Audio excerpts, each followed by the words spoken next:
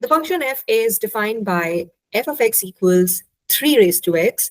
The function g is an increasing linear function.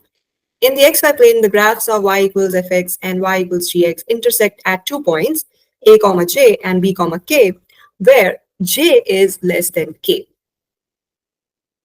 J is less than k. When g of x is greater than f of x, which of the following must be true?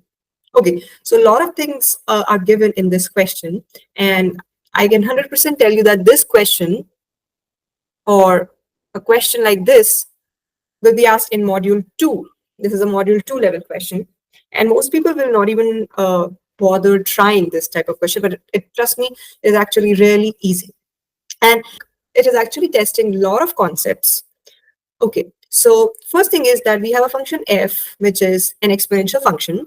So the only way to get the answer for this question is by drawing the graph. Okay, so we have an exponential function, 3 raised to x, 3 raised to x. So this is an exponential function, 3 raised to x. It will have y-intercept at 0, 1. And well, that's not important, but anyway. Then we have a function g, which is an increasing linear function. Now, a linear function, it's going to be a straight line. So a straight line can be like this or like this. Now, this one is increasing linear function, and this one is decreasing linear function. So we have to draw increasing linear function.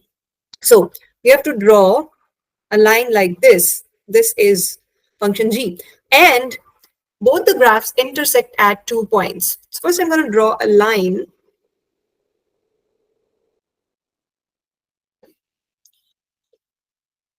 So let's say this is function g.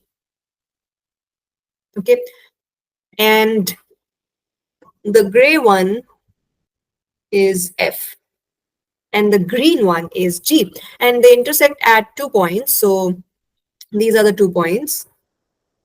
These are the 2 points of intersection. Now, which one will be a comma j and which one will be b comma k? Well, for that, they have given this information that j is less than k. Now, you see that j and k are the y coordinates. See, these are the points of intersection, this and this. So one of them will be a comma j and the other one will be b comma k. And so j and k are the y coordinates of these points. And it's given that j is less than k. So y coordinate of this point is less than the y coordinate of this point. So that means that a comma j will be below the point b comma k. Okay, so this point will be a comma j and this point will be b comma k. This is the most important part. Figuring out which point will be a comma j and which point will be b comma k, because j is less than k. J is less than k means the height of point j is less than the height of point k. Then it says that when g of x is greater than f of x. Now, when they say g of x is greater than f of x, they're actually talking about the y coordinates. So g of x means, see, the definition is y equals gx and y equals fx. So gx means y coordinate of gx and fx means y coordinate of fx. So you have to figure out in which portion g of x is greater than f of x. That means where the y coordinates of g will be higher than y coordinates of f.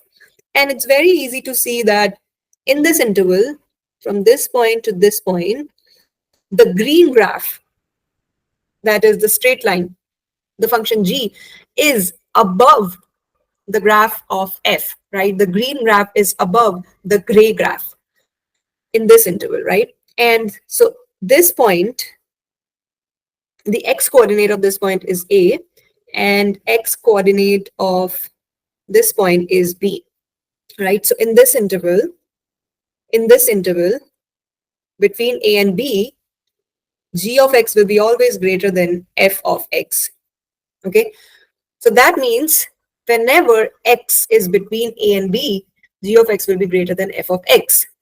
So the correct answer will be D. That is when X is between A and B.